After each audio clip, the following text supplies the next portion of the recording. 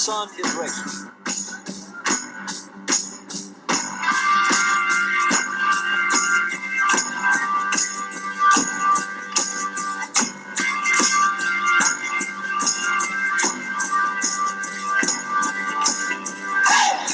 Welcome, race fans, to the season finale episode of the Rubbin' Is Racing Daily Fantasy NASCAR show. It's the last race of 2016, and we have all your action for the Ford EcoBoost 400 from Homestead-Miami.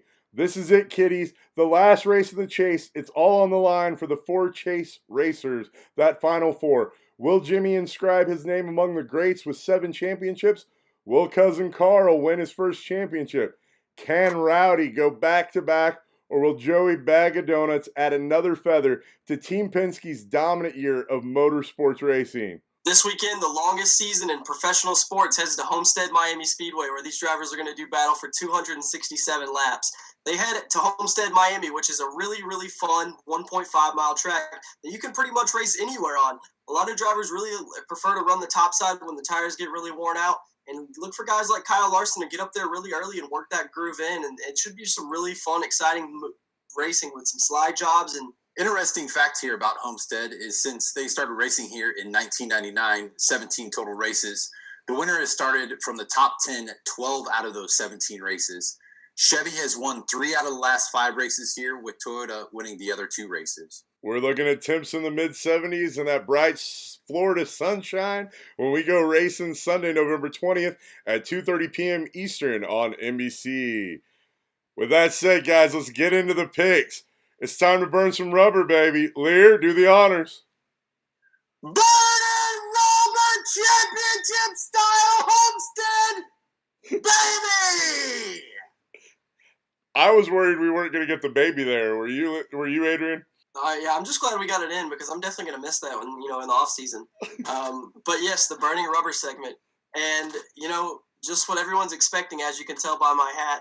I'm going to take the man, the myth, the legend, Jimmy Johnson in the Lowe's number 48 car. This guy is a man among little boys. Over the course of the 2000s, it's just been Jimmy Johnson and everyone else trying to play the Jimmy Johnson game. Over the past couple of years, that team, hasn't exactly been like they were, from 2006 to 2010. But I think they're right back there, and I think they're even faster. And it's, trickling down through the entire organization. If you look how fast the entire Hendrick organization's been running the past couple weeks, it's kind of all coming to a culmination at the right time for Jimmy Johnson. He's never really had to come to Homestead and race for a win before. So, if you look at Jimmy Johnson's stats, you're not going to see anything crazy. Yeah, he's got 3 straight 9th place finishes over the past 3 years. But I don't think that you can read too much into that because over the course of his career, Jimmy Johnson's been trying to protect a championship lead in Homestead a very vast majority of the time.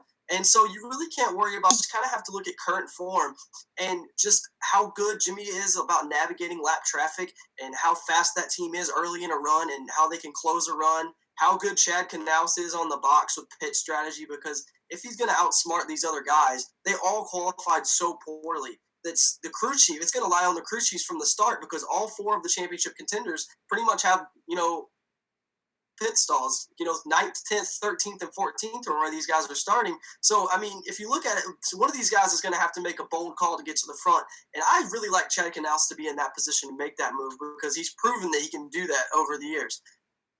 It is my pick to win the championship. He's my pick to burn this rubber this week. And I just think he's going to make history this weekend. He's going to tie Richard Petty and Dale Earnhardt for 7 championships. And I'm just glad that we can see it because we're witnessing history. A lot of us didn't get to see Dale Earnhardt and Richard Petty make their historic runs, but we're actually getting to witness Jimmy Johnson go out here and do these things. And it's just incredible.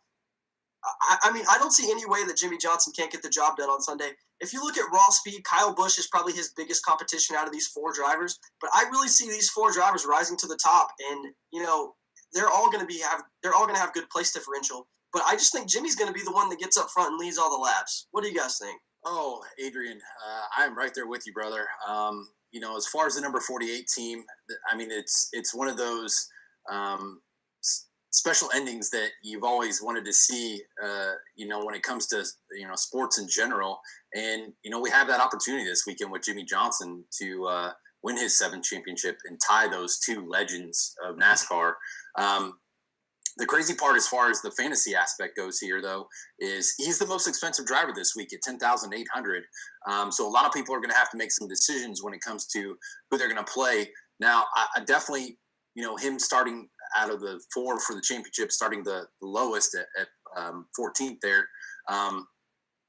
it's definitely going to give you the opportunity to get more place differential if you truly believe that he's going to win the race, which I definitely am right there with you. I think he's got a great opportunity to win this race. And obviously they have the most experience out of all the drivers that are in the chase, doing it. Granted, like you stated, a lot of those opportunities have come with them already trying to protect what they already had as far as a lead. Now it's time that they have to go out and actually go win it, So I'm definitely looking to have Jimmy Johnson exposure on my teams this weekend. He's never had a win here out of 15 races. So there's another little bit of history there that could be made. But he definitely has strong history here at Miami. And this is a 1.5 mile track. Now, granted, it's a little different 1.5 mile track than all the other tracks that we have. We only race here once a year, and it is for the championship. So a lot of pressure on this team this weekend. But when it comes to pressure, you definitely want to be the team with the most experience. And the number 48 team, there's nobody that has more than them. Yeah, no, I get why you guys are on Jimmy Johnson, and I like the play for a couple of reasons, but I also don't like it for a reason, and I'm going to tell you both here. The first reason why I don't like Jimmy Johnson as a play, and it seems like the 2016 season has been a story for Jimmy Johnson and Hendrick Motorsports of messing up at the wrong times every time, and we saw that happen in qualifying again tonight with them messing up, going out early while the track wasn't cooled off completely, and then they had to rerun. And then when they reran, they got caught up in a caution. It's just the story of Jimmy Johnson this year seems to be whatever can come in the way and whatever can happen will happen to that team. And I'm just worried from a NASCAR standpoint, especially from a fantasy standpoint, that if I put my money in Jimmy Johnson, the wrong thing is going to continue to happen to him and that Hendricks team and cost me money. The reason why I like the Jimmy play is he was fast in practice one. He's fast here. Your arguments for why he's never ran well here are just true. He hasn't had to. He's been protecting leads. And the greatest thing is when they were interviewing him, he was laughing about the bad circumstances. So if you are in this camp that you have Jimmy Johnson winning and dominating this race, I'm all for it. I understand that. At least you get a relaxed Jimmy Johnson and Chad Knaus that were kind of laughing off the terribleness that happened in qualifying. And if that's the case, then guns up. Let's roll with Jimmy Johnson. But just be careful. That Hendricks team has had a lot of problems this year. Just as Jimmy Johnson said, they're playing with house money. They got nothing to lose. He said if he loses this race, he's still got 6 championships. Right. And to me, that's a double-edged sword, which is why I'm just holding off on a little bit of my ownership on Jimmy this week. That and his price tag. All right, Liehr, who do you have to burn some rubber this week, buddy? Well, fellas and ladies out there, basically I'm going to be bucking the trend other than these 2 other gentlemen, and I'm going to be going with a non-chaser as my burning rubber pick. I'm going to stick in the Hendrick family, and I'm going to go with the number 24, Chase Elliott, in the Napa vehicle this weekend. Elliott's been will be wrapping up, obviously, his rookie season with a lot of success this first season for him.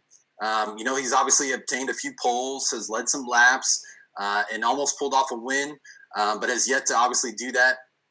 This weekend, I really feel that in the 2016 Sprint Cup season that he's gonna buck that trend here. He's gonna get his first Sprint Cup win in the last race of the season. Obviously, the 2016 campaign started off where he won the pole for Daytona, and he's going to end it with a win in Homestead. He starts this week in the 5th position, and in the first practice, he was running in the top 10. Chase has not obviously started here in the Sprint Cup Series at Miami Homestead, but obviously in that particular situation, it's probably going to keep his ownership percentage down quite a bit as well. Like I said, this track is unlike any other 1.5 mile track that we encounter all year. But his cost also is a little high, and it's about average of where it's been, but it's $9,000 this week on DraftKings. And my opinion is most fantasy players will probably roll with the Larson play, which I think one of us will be talking about him later on in the show here, which I do think is a good play. But Chase Elliott's definitely going to make for a great GPP play this week. He's going to separate your team from all the other teams because I just don't think a lot of people are going to be on the Chase Elliott train. They're going to be focusing really on the Chase drivers and, probably some Harvick too, maybe a little bit. But I definitely, as far as a cash game play, I would stay away from Chase Elliott just because of the risk. But as far as the GPP, I think he's going to be a fantastic play. And I think he's going to surprise some people this weekend. And I definitely think that Chase Elliott is going to take it home this week. All right, Liehr, I want to compliment you on all your contrarian analysis there because I think you're absolutely right. But here comes the Poppa hammer. I don't see any upside on this play at all at 9K. I love Chase Elliott, but starting fifth, he's only going to go backwards. These Chase racers have too much on the line, and there are too many great cars starting behind him. I realize Chase is awesome, and he's good. And if he was starting 12th, 14th, anywhere in there, I'd be more than happy to roster him. But I just don't see upside. You literally have to have him finish fifth or higher to even come close to paying off that price tag. And I don't think he does it then unless he's leading laps and is the fastest car on the track. And I just don't see that happening. And I love Chase. I love that car. I wish them the best. But dude, I won't be playing any Chase this weekend. And if it burns me, it burns me. So that's just me. Adrian? Just to touch on what Jamie started his, argument for Chase Elliott with, how freaking cool would it be if Chase Elliott won this race, his first win, and Jimmy Johnson finishes second and wins the championship? I mean, that Rick Hendrick could just die and go to heaven. I mean, that would be so cool, and that man deserves it. I would love to see that. But, just as for the Chase Elliott play, and I'm only going to make a few lineups this weekend because I really just want to focus on, watching the race and enjoying the race since it's the last one of the year. I'm just going to play Kyle Larson in Chase Elliott's place. I see what you're saying, Jamie, and I like the contrarian attitude. And if you look back to, the 1.5 mile tracks that we've been to over the past, few races, if you look at Charlotte and Texas, Chase was actually strong. And, a couple things go his way, and he's going to jump out there and lead that race for a while. And that's why you got to think about owning Chase Elliott, is because something might happen to where he gets a good pit stop, gets the lead, and he's going to lead enough laps just like Alex Bowman did last week. Jamie picked him as his value pick, and he led so many laps that you couldn't cash unless you had him. So that's, I kind of feel like why Jamie's telling you to play Chase Elliott, because that's something that Chase could do, and you could probably get that at a low ownership. But for me, I'm going to take – well, go ahead, Jamie. Well, I was just going to say real quick, too, you had mentioned Texas and Charlotte. Don't forget about Chicagoland where, he was leading laps and he had a really strong car there at that 1.5 mile track. And that, that was as far as the chase goes. But don't forget about Chicagoland. Yeah, and Jamie brings up good points, and those are things you definitely have to look back at if you kind of look at the loop data of how fast that team was at those tracks. But for me, in my limited exposure, I'm just going to play Kyle Larson, starting farther back in the field. I know his ownership percentage is probably going to be pretty high, but, just like I said in the intro, Kyle Larson's going to get up to that high line, and he's going to be making it work way faster than other guys, and he's a lot better at it than most of these guys. So I really look for Kyle Larson to be where I go if you're looking around 9K. But, we'll get into that a little bit later. One of the reasons why I'm just not on Chase Elliott is because I'm on the burning rubber pick of Cousin Carl in that sweet Aris ride. Cousin Carl is the cheapest of the Chase drivers, and he's getting absolutely no respect. He grades out as the second best driver here, second only to Harvick on this track. By the way, just a heads up, since we haven't talked about him in the burning rubber, you might want to play Harvick. I understand he's on the. That's a good idea, actually. He's on the pole. Woo, Harvick. Right on the pole. I realize he's 10,700. All right, got that Harvick plate. Now let's get back to Cousin Carl. Most of his Miami dominance was when he was with Roush Fenway, but that tells me that he knows how to dominate this track and doesn't have a problem doing it. He went 9-1 at Texas to win. He just needs to go 10-1 to get it done here and be crowned the champion. And guys, personally, it couldn't happen to a nicer driver. And this may be me homing out a little bit, but I agree. The man thanked me for buying his hat when he signed it for me. That's how good of a guy he is. The guy is just an awesome driver, and it couldn't happen to anybody better. I'm hoping, maybe this is just me being Homer, but I'm hoping Carl gets it done and gets his first championship. Jimmy will have plenty of time to get number 7 and probably number 8 before it's all said and done. But I also want to tell you guys, don't sleep on Rowdy either. I know he's 10-5, and we're telling you a lot of these guys that are super expensive to play this week. But guys, the combination that wins this week is going to have at least two of those drivers that we've talked about in this price tag, if not three, and you're going to have to figure out how to sandwich them together. That's just me being honest with you from a DFS perspective. And, like, you cannot sleep on Rowdy. You guys know I run anywhere between 5 to 10 lineups a week. I will have exposure to all these people. Sans Chase Elliott. No, I probably will play one Chase Elliott just for Liehr. But that'll be your one cash lineup. Right. Adrian, your thoughts on cousin Carl? I don't really mind you being a homer and saying that you pick cousin Carl, because I'm kind of being a homer saying Jimmy Johnson because I was a Jeff Gordon fan as a kid, and that's pretty much the last shred I have of that left in the series. I like the Carl Edwards play. I don't think that I think he'll be the lowest owned out of all these guys. I think you're right about there's going to be people out there that try to fit all of these guys on the lineup, and there's going to be people out here who are going to pretty much have every combination of all those guys on the lineup, or any variations of those guys. It's just all about pairing those guys with the right people. And the championship 4 guys, just like I said, are going to be the fastest 4 cars, because I believe they're coming into this race. They're the 4 best prepared cars. So, Carl Edwards is just one of those sneaky plays. If you can find that right guy to pair him with, which one of those guys is definitely Kevin Harvick, I don't really mind the Carl Edwards play. And if you look back at the way he grades out on soft intermediate tracks, he's actually grading out at the best average running position out of all these drivers this season at the soft intermediate 1.5 miles. Yeah, I'm right there with you, Poppa. I definitely think that Carl Edwards gets no respect whatsoever. And he's one of the most tenured guys on the circuit, too, which is crazy. And when it comes to fantasy as well, he still doesn't get the love.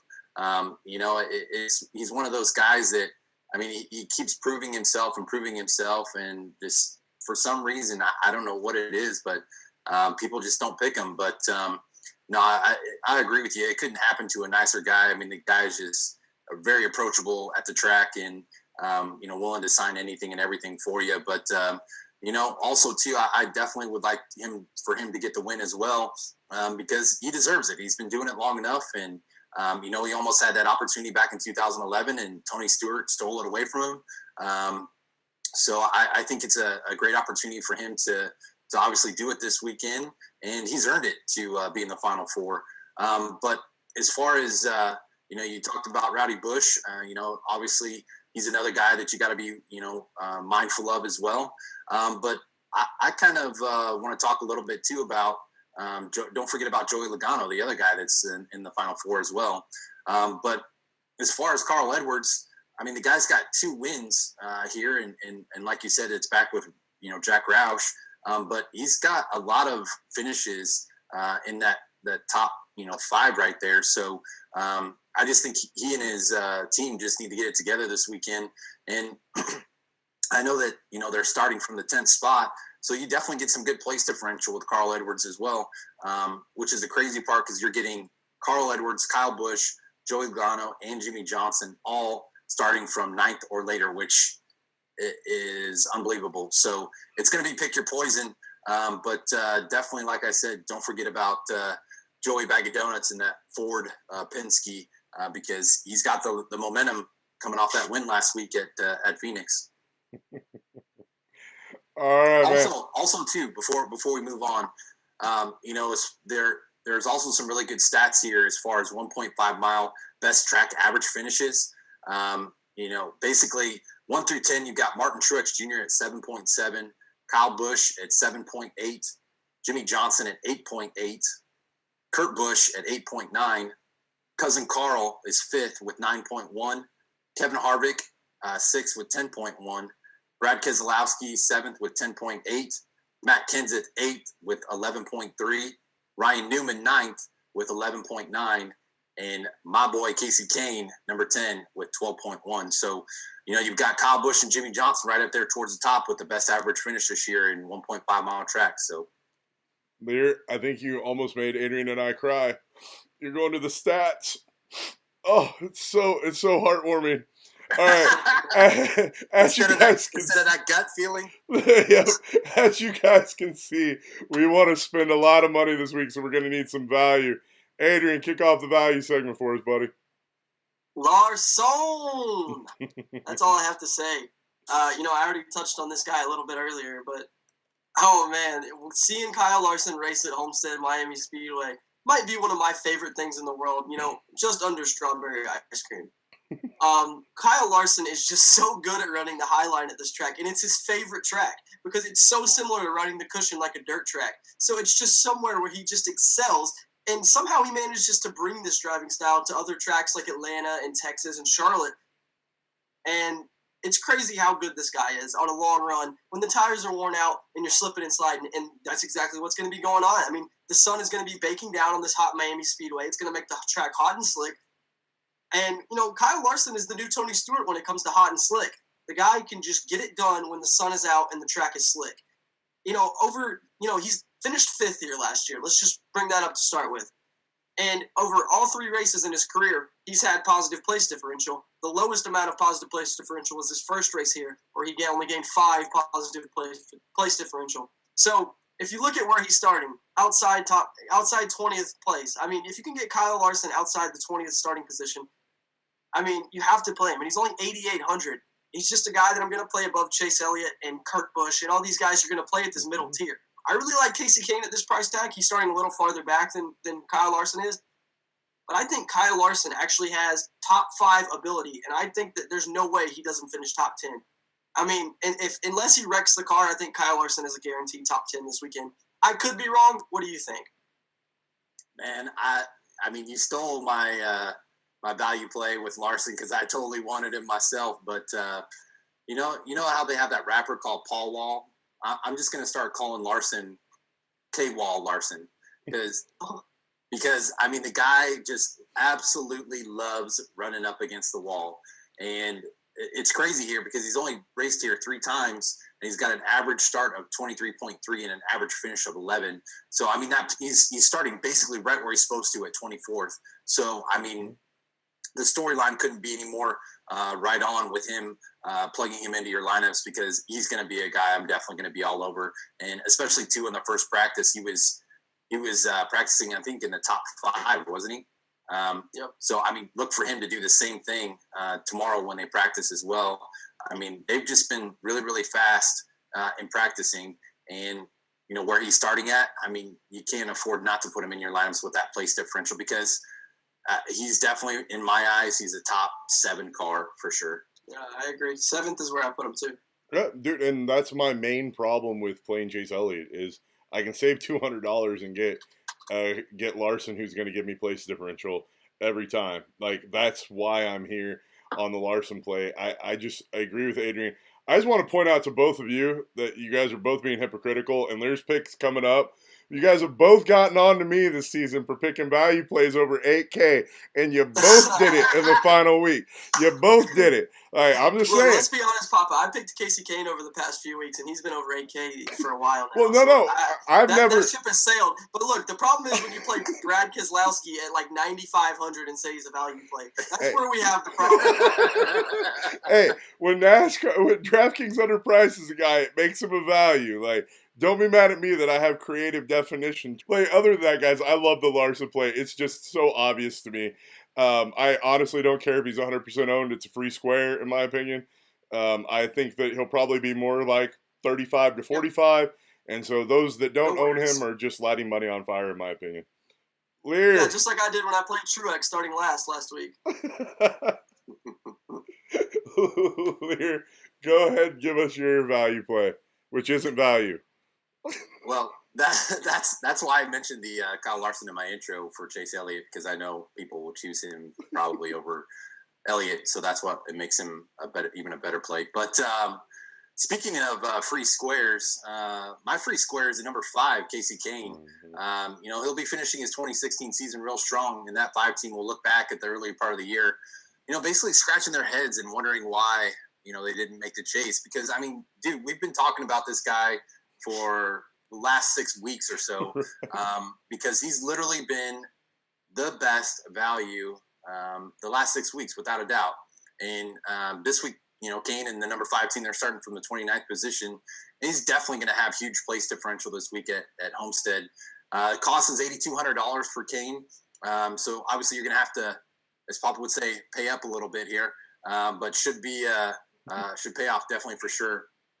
But like I kind of just talked about, but Kane ranks 10th in 2016 at 1.5 mile tracks.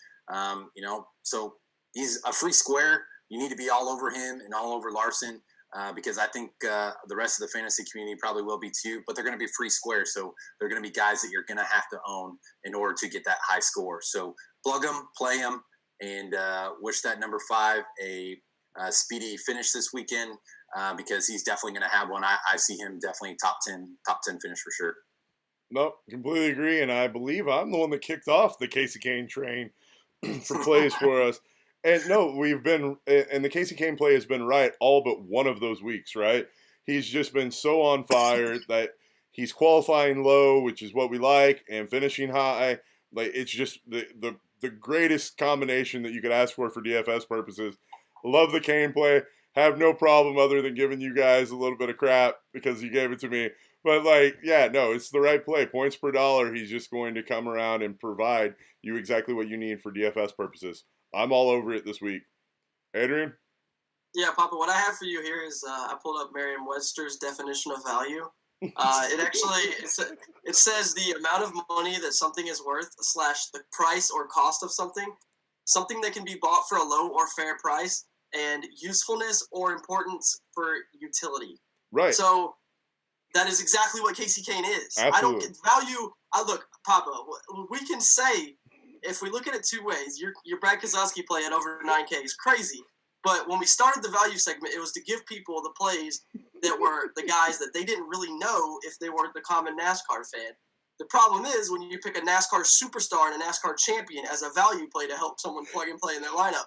Look, Casey Kane is having a great season. I just want to bring that up. Okay, look, Casey Kane over the past few weeks has been in my lineups every single time. And I love playing this guy, and I have no fear playing this guy because they're so fast, and Hendrick Motorsports is so fast. And just for the same reason I love Jimmy Johnson, I love Casey Kane and this number 5 team to fight their way from the back of the pack all the way up into the top 15. And I look for him to finish about 12th or 13th and have a really solid end to the season. So Casey Kane and Kyle Larson, I don't think you have to choose. So, Liehr, is it safe to say that you might have a Hendrick stack or two in the mix this weekend? Last week that would have worked almost until JJ crashed. That is very safe to say, sir.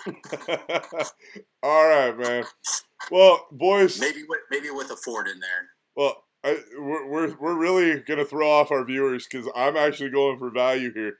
I have one question. What's the Danica rule, boys? She has to qualify 24th or worse. And what did she do this week? She qualified 30th, correct? Yes, yeah. She did. And that means she fits Poppa's paradigm, and it's time to roll Danica at 6,100. Put her in your lineup. She has an average start here of 30th. Guess where she's starting? 30th. She has finishes of 20th, 18th, and 24th. That means if we're averaging it out, she should give you around 10-plus place differential points. And if we assume that 20th place finish, that's a 34-point performance, and that is fantasy fire for a value play. I think that's close to her floor this week. I think she's going to be able to run up into the top 20.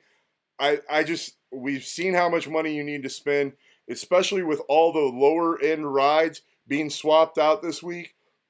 Pay attention to it because there were a lot of different driver swaps and equipment swaps and crew chief swaps. Danica has none of that, and she's priced 6,100 and starting 30th. I like the Danica play to save me some money and give me some good place differential. What are your guys' thoughts? Adrian, are you done reveling in the glory of Danica? I figured you could ask Danica. I mean, she's right there if you want to ask her how she's going to do something. She's got her mouth full of a Coke bottle. Yeah, she's ready to go. The Poppa rule for Danica is just right. For Danica, she doesn't need to do much if she starts 30th or worse, and her price usually follows how poorly she runs. She is in the Stewart-Haas equipment, so I definitely love it from that aspect. I don't really know how her race is going to go, but for a GPP, I think Danica is one of those drivers that you could just throw in there and could take you, right there to the top if she has a good run. I don't know that you need to be Jamie last weekend on Danica, But definitely have some exposure on Danica. Jamie, for some reason, I thought he was gonna like send her a marriage proposal last week. I think he had her on like every single line he made. I got caught up in watching one of those Instagram videos that she had, and I just got completely Fair enough, brother. Fair enough, brother. I would have put her on my lineups too if I was messing around. It's with all her. those yoga poses she's doing. No, I definitely like Danica this weekend because honestly, guys, if you really think about it, you got Newman's, he qualified third, and then you got Tony Stewart, who also qualified up high too. I think he's 10th or 11th or 12th maybe. But they're in the same equipment here, so with her starting so far back in the field, it's definitely a play that you got to make because also too, she's $6,100. And she's right sandwiched between Chris Buescher at 6,300, who's starting 4 spots in front of her. Also a play. Or maybe three spots in front of her. And then you got Michael McDowell, who's also in the same boat that's just underneath her at 6,000. And he's also a couple spots in front of her. So also a play. She's in way, way better equipment than those two guys. So kind of a no-brainer there. And $500 less than Ty Dillon, who doesn't even race full time on the circuit. Now, granted, yes. Ty Dillon is starting 34th in Michael McDowell's car, by the way. But Danica Patrick, you need to be all over that all day, every day. I did, Poppa, before you start, I want to say that for the Michael McDowell, Ty Dillon play, I know that we've seen a lot of speed out of Michael McDowell, over the past few weeks. But for some reason, just watching, the way the practice has gone so far this weekend, and then it was evident in qualifying too, I think that it's kind of a strain on that operation to bring 2 cars to the racetrack. And I think the speed that they kind of have early on kind of reflects that. I could be wrong, or they could, speed up over the, tomorrow. But the way I see it, I just don't really see a way that you play those guys. I think you just avoid those guys altogether and just, kind of play like Danica, Michael Annette, Matt DiBenedetto or something like that.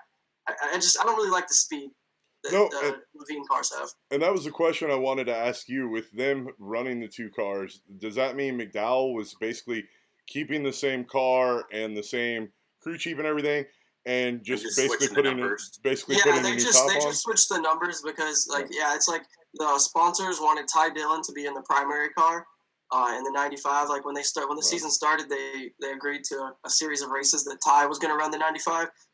So just like the Daytona 500 when Ty races, Michael's just going to be in the 59.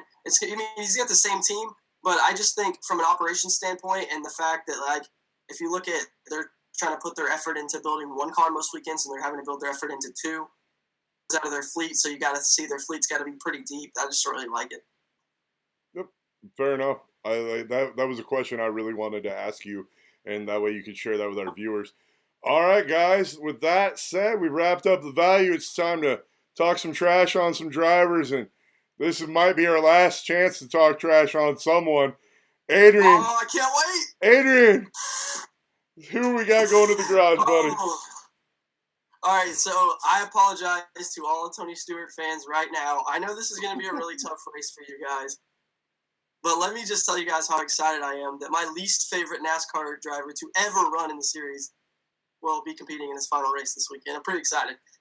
Personal matters aside, I don't see it for Tony Stewart, guys. I just think he qualified too high. I don't see – look, and this is why I'm not playing Tony Stewart first off. I think his ownership percentage is going to be through the roof for no reason other than it's his final race. And we saw the same thing with Jeff Gordon last year, although Jeff Gordon drove his tail off last year and actually paid off his price. Tony Stewart is not going to do that. Tony Stewart is just going to go out there and coast around and finish the race and finish this little victory tour. I listened to a podcast that has a couple NASCAR spotters on it, and I think back to Talladega. The spotters, went up to Tony's spotter during the race, Nash Bob Jeffries.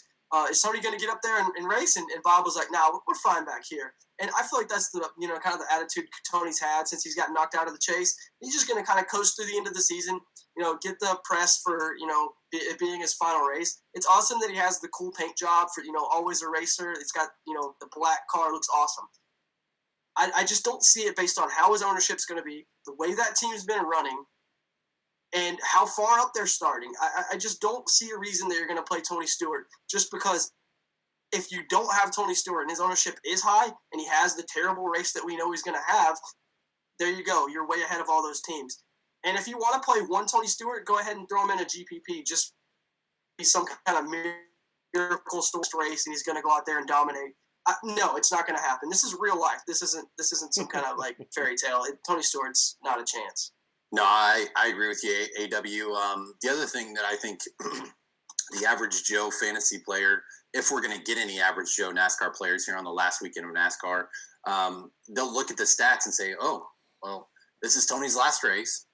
And he's also tied with the most wins at Miami as well with 3, which, you know, he did have one, the last one coming back in 2011, but the 2 previous to that were the first 2 races that ever started here at Miami back in 99 and 2000. So don't play Tony Stewart. No. Look, regardless of how you feel about Tony Stewart, my pocketbook is going to be relieved that he is no longer on the NASCAR circuit. And my fantasy bankroll is going to be screaming in joy that he can no longer steal money and literally out of the clutches of victory, fantasy style for me. Poppa, you're not talking about a busted radiator, are you? Busted radiator, wrecking people, sliding by my driver to cost me money at Sonoma.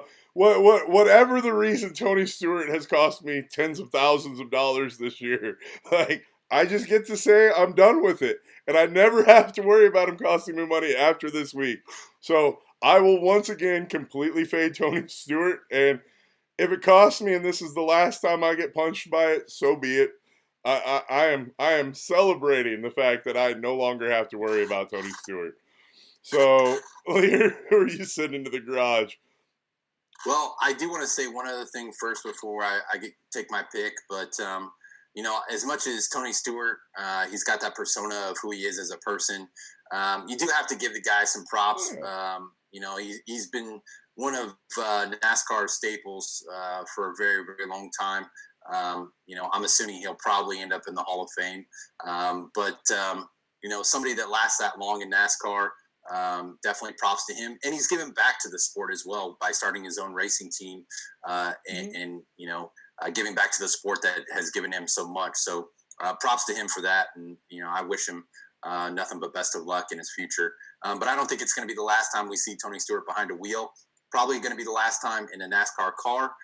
But probably will be racing other, you know, cars like the sprint cars and stuff like that. So, but anyways, my going to garage pick is I'm going to stay in that same staple of cars there, and I'm going to go with Ryan Newman. Ryan Newman, obviously, you know, did himself no fantasy favors today by qualifying third, and obviously being the fastest in the first practice as well.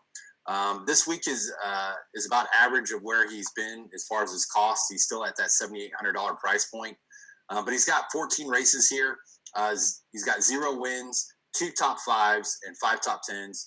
Average start here is 12.4 with an average finish of 15.9. But fellas, there is absolutely no way that this car ends up in the top 10 whatsoever.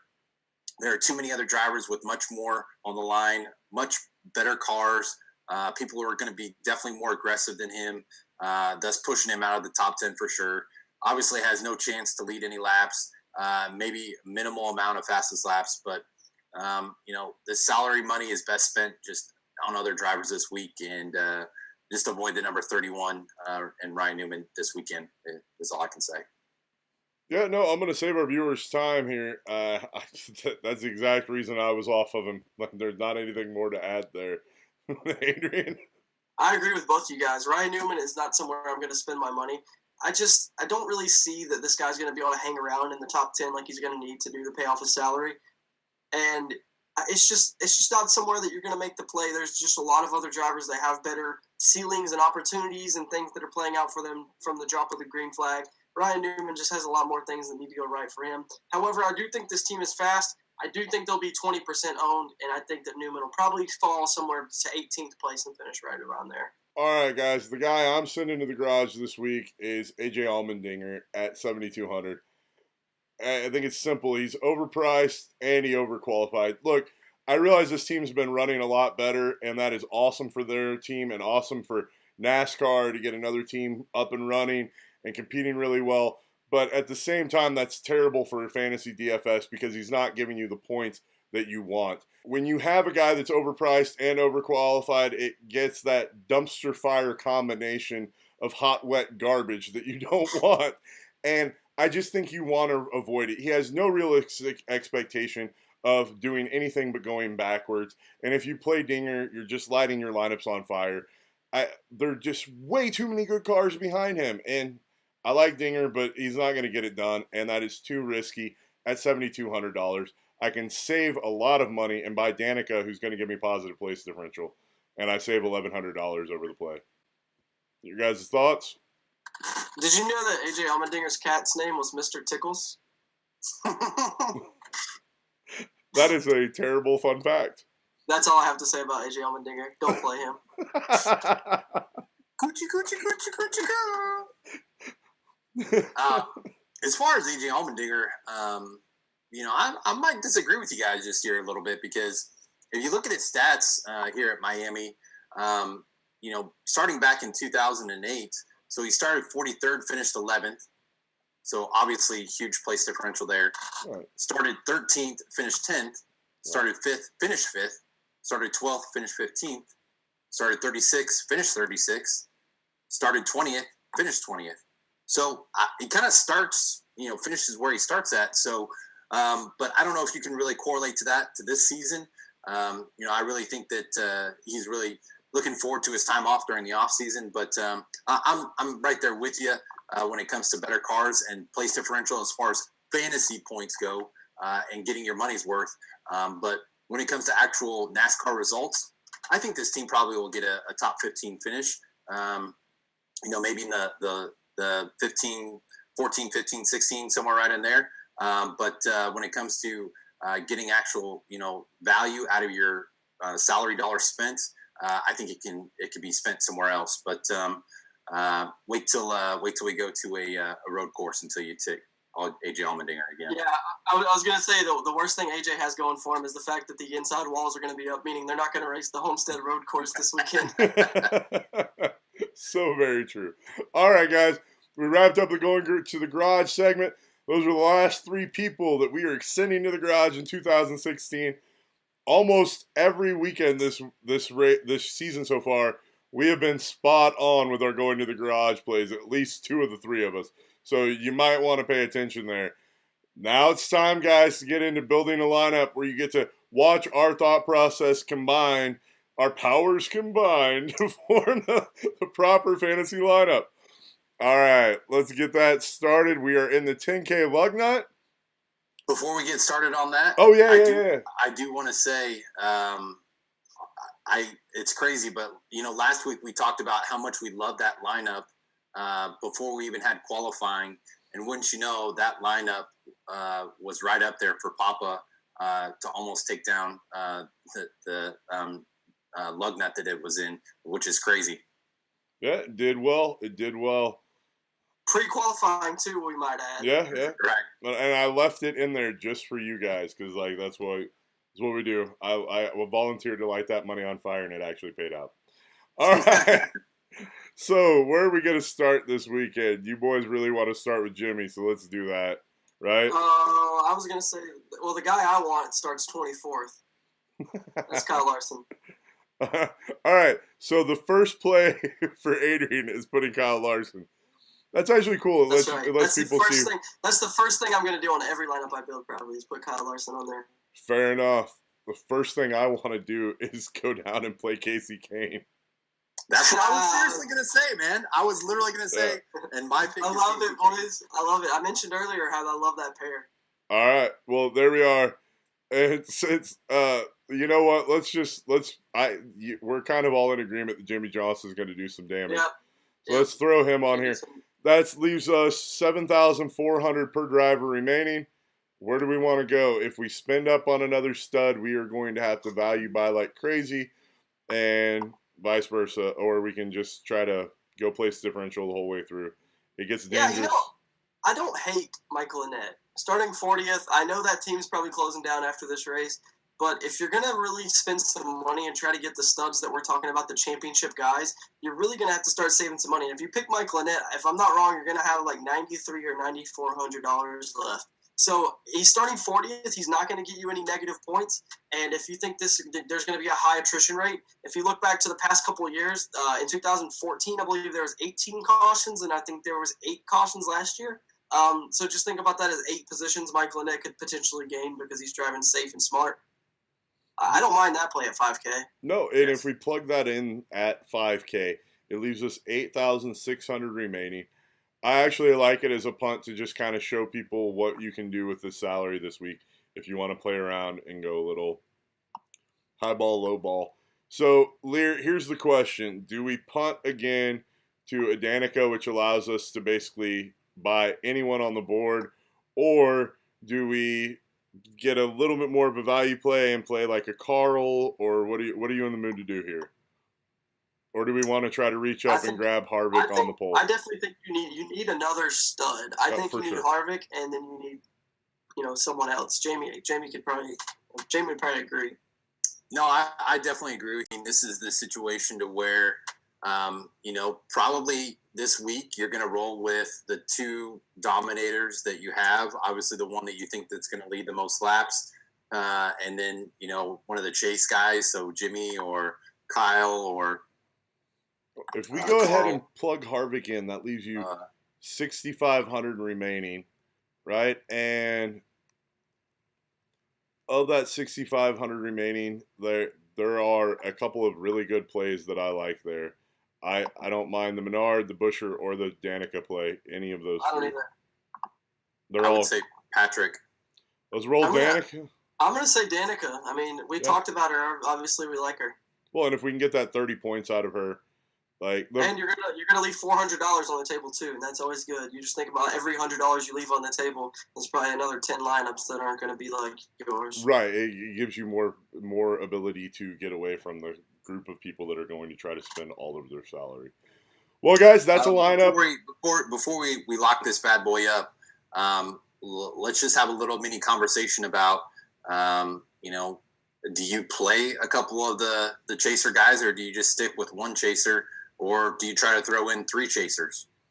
Well, because they all qualified so low, actually, I'm going to switch back. Everybody, let's do this real quick. That lineup is Larson, Kane, Johnson, Annette, Harvick, Patrick.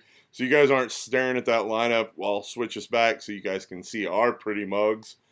And while we discuss this, I think because of where their prices are, and where they qualified, you're going to probably get 3 of the chasers on a lineup.